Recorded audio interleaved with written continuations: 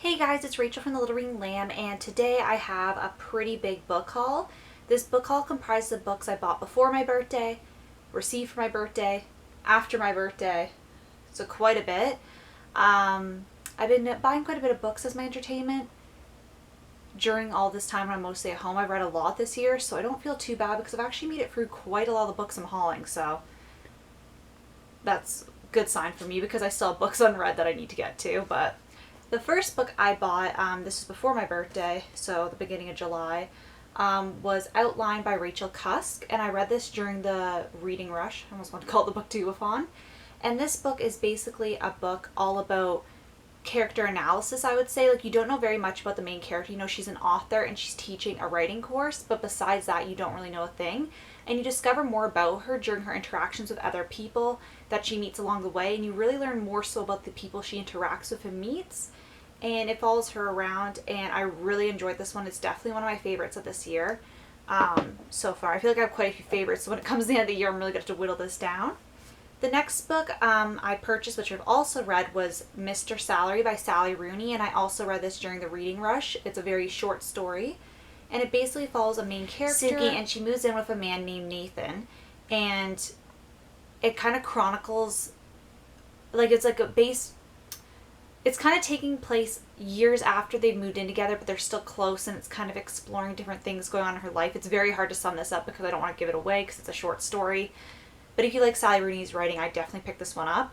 I'm from Canada, just by the way, so this story is kind of based on my geographical location, but I couldn't find this in any, like on Chapter, like Indigo or from a Canadian retailer, but I did find it on Book Depository. So if you are a Sally Rooney fan, I would definitely check out there in case you want to read a physical copy of it. I'm sure you could find it as an ebook as well. And then the last book I purchased in that little order, which I've also read, is Conversations with Friends by Sally Rooney. Now, I've read all of Sally Rooney's published works as far as I know. And this book is really good. It's basically about two best friends who kind of get tangled up with a married couple, and the story kind of goes from there. You basically follow the main character, and then it's her best friend, and then the married couple. So it's a four of them. You see how their lives kind of get tangled up, and it's a really good read. I would definitely recommend that, especially if you read, I read Normal People before Conversations with Friends, and if you read Normal People and really liked it, I would definitely pick up Conversations with Friends. I can't really ascertain which one I like better than the other. I think they're just both standalone. They're really good. Like, I can't rate which one I like better because they're such different situations, but I really love Sally Rooney's writing. I'm really, happy I've read these books this summer. And then the next two books I actually got, not used, but I got them on sale. I just finished watching Twin Peaks. I finished the original series, Fire Walk with Me, and the revival series.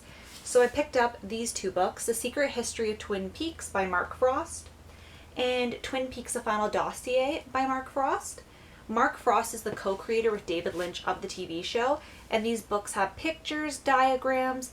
The first one, The Secret History, more so talks about Twin Peaks, the land, some of the people. The dossier goes into more about the people that you've seen in the show. Not all of them, but there's a select few they do talk about.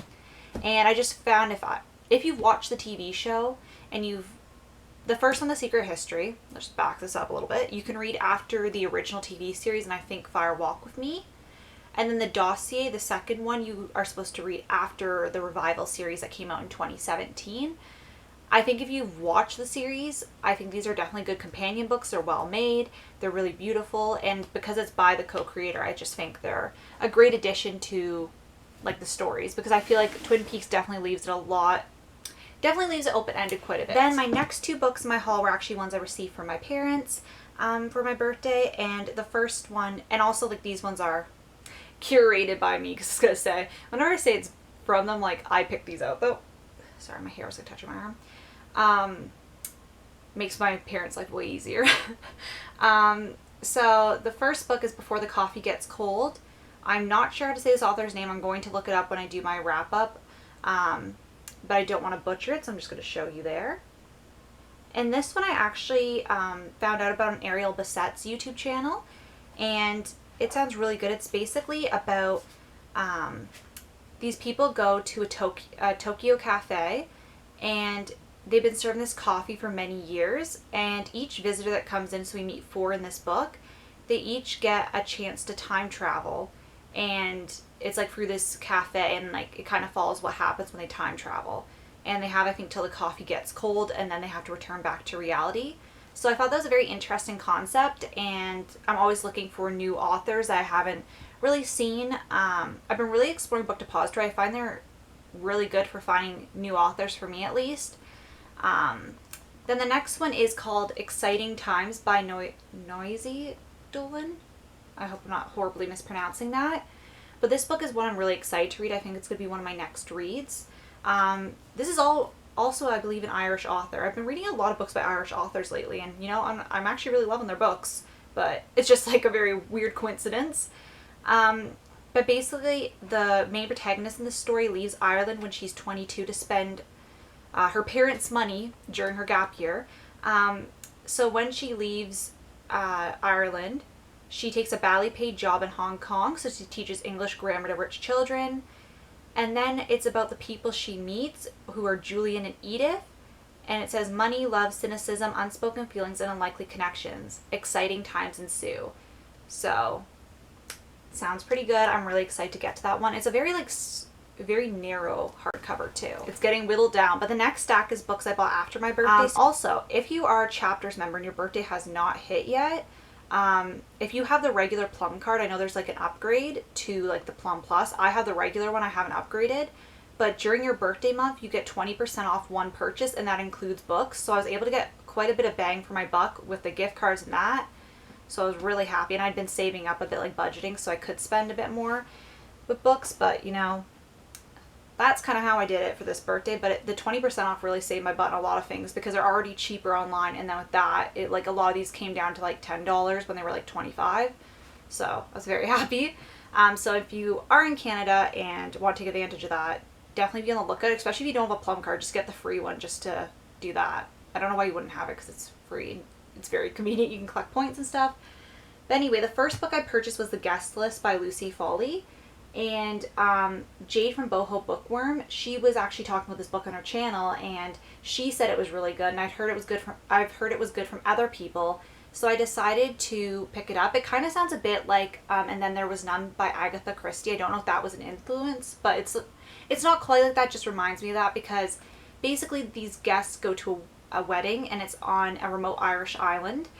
And the interesting part is on the back of the cover it says, the bride, the plus one, the best man, the wedding planner, the bridesmaid.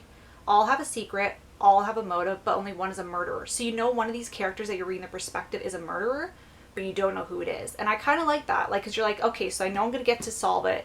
It's going to be somebody involved in the book. And it just made it really interesting. Also, sorry for the light change. Now it's getting darker outside, so I hope this is not too dark. The next book is A Sorrow Beyond Dreams, A Life Story by Peter Hankt. And it has an introduction by Jeffrey Eugenides, who I've read 2 of his books, The Virgin Suicides and The Marriage Project. And it's actually a Nobel Prize winner. I don't know if it's the author who's a Nobel Prize winner or the book. I believe it's the book.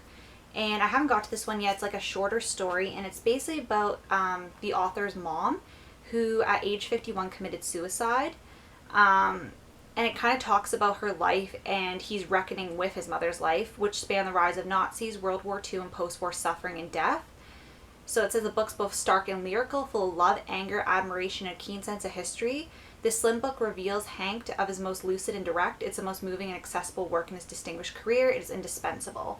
So it kind of sounded interesting, exploring a parent's life where you don't understand why they did a motive and stuff like that. And I just thought it just sounded interesting. Like, it sounds very sad and distraught, but also that kind of makes it interesting to me, because it's just like getting into somebody's head and trying to read about them, understanding somebody else's motives. So it sounded interesting, but really sad. Definitely want to have to make sure I'm like not in a dreary mood to pick up, just because sad. The next book I picked up was Girl, Woman, and Other by Bernadine Evaristo. I hope I'm not mispronouncing that. Again, I'm going to be looking at these authors' names for my wrap-up. I just forgot to. It was spur of the moment I was filming. But this book sounds really good. It's a winner of the Booker Prize of 2019. So I'd heard about it before, because I usually look at the Booker lists. I'm not really good about going through and reading them as much. But I saw this cover, and I saw it was on the Booker list, and I was like, okay, I'll click. Because usually when I see bright things, I'm like, ooh, shiny. Like, you know, that complex. But this book basically follows multiple people. I'm just trying to make sure I'm getting this right. It's portrayal of the intersections of identity and a moving and hopeful story of a group of Black British women. So this book is populated with unforgettable characters, from a lesbian playwright to a jaded school teacher to a non-binary social media influencer. Sparkling, witty, centering voices we often see othered and written in an innovative, fast-moving form. This is a polyphonic social novel by a masterful writer who's finally been lauded at the level she has long deserved. So it follows a bunch of different people and their perspectives, and usually these are perspectives you wouldn't see in a book, and I just thought it sounded really interesting. It's won a lot of awards, and I've only heard good things, so I'm excited to get to that one. It's one I want to get to soon. Then I picked up A Good Neighborhood by Therese Ann Fowler, and I believe this is one that I've had on my list for a little while now. I knew it was coming out. I think it just came out or came out recently. So this book is about a girl named Valerie, and she's a professor, and she's raising her biracial son Xavier, and he's headed to college in the fall. And she's kind of scared because she's going to have an empty nest. And all is well in their lives until the next door neighbors, the Whitmans, move in.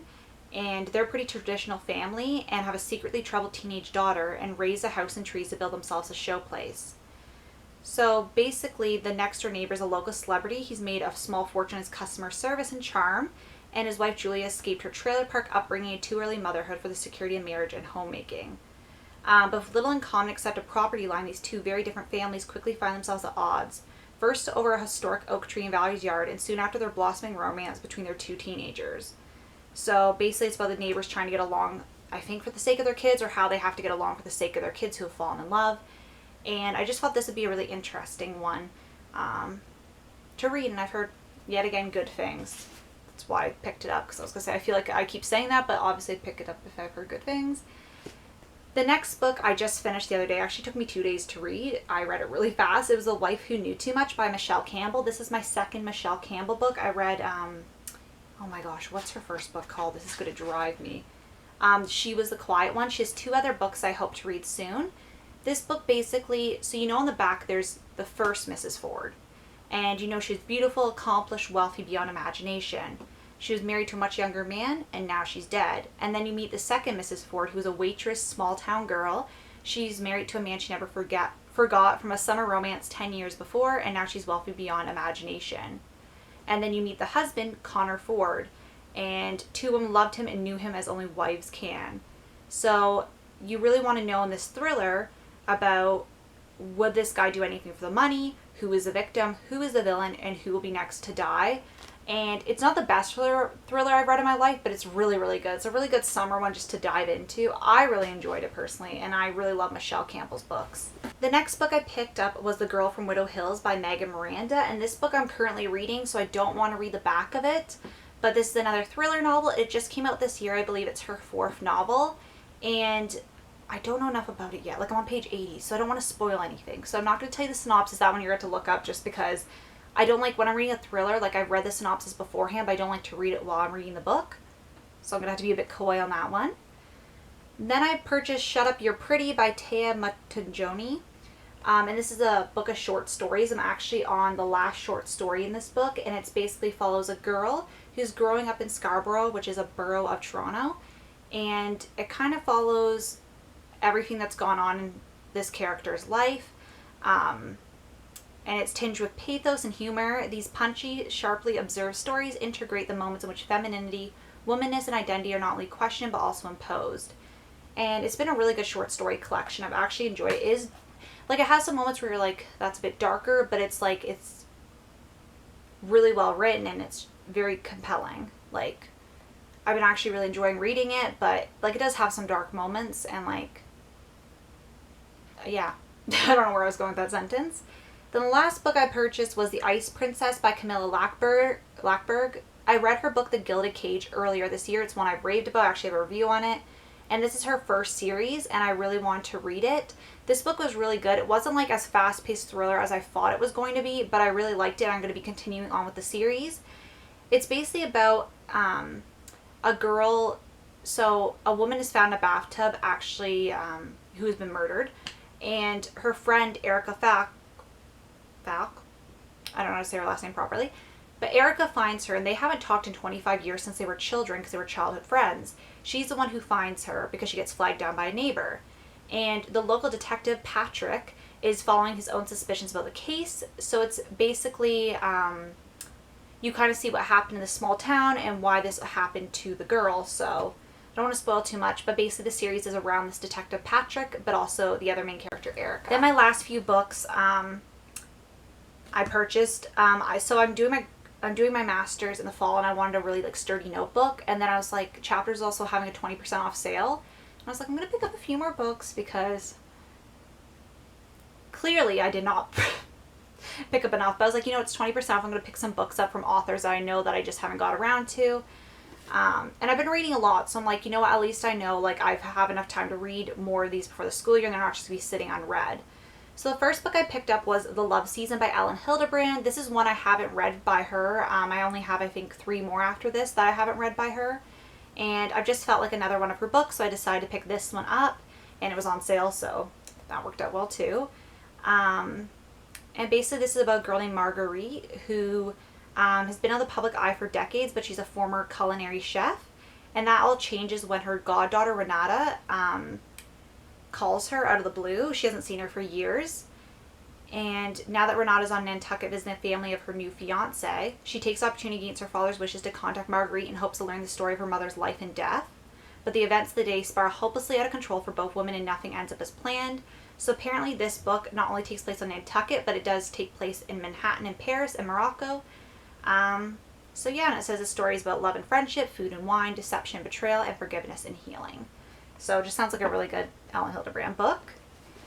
Then I picked up Verdi by Colleen Hoover, which I've actually read. It was so good. And I also picked up another Colleen Hoover, Regretting You.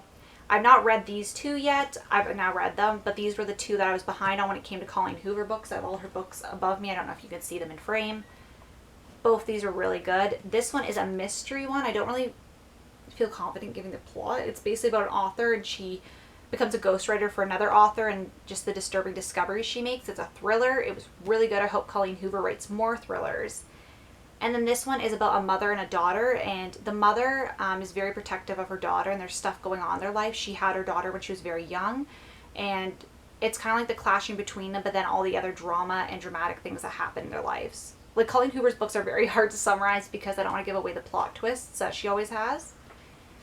And then the last 2 books, these are the final 2. I'm not buying books for a little while unless it's like the next book in a series and I've already read the first book. But the last 2 are Kudos and Transit, which are from the beginning. This is all the outline. This is the third. No, this is the second and this is the third book in the series. And I'm going to be reading these very shortly because it's a trilogy. And I wanted to pick those ones up. So within my weekly budget, I was able to pick up those 2. And yes, that was my very big book haul. If you've read any of these books or want reviews on any of these books, definitely let me know. And I'll see you guys later. Bye.